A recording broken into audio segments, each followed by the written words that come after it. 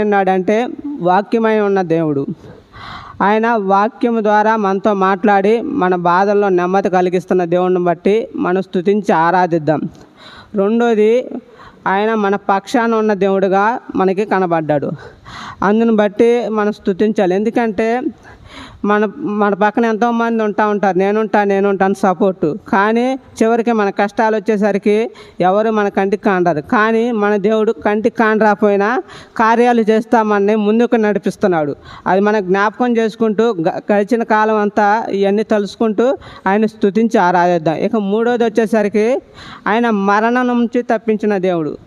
ఆయన మరణం నుంచి తప్పించిన దేవుడుగా ఉన్నందుకు స్తుతించాలి. ఎందుకంటే మన పాప ఊబిలో ఇరుక్కుపోయిన మనని ఆయన రక్షించి తప్పించిన దేవుడుగా ఉన్నాడు. ఆయన వెలుగులో మనం నడిపిస్తున్నందుకు ఆయన స్తుతించి ఆరాధిద్దాం. దేవుడు ఈ వాక్యం దీవించును గాక. ఆమేన్.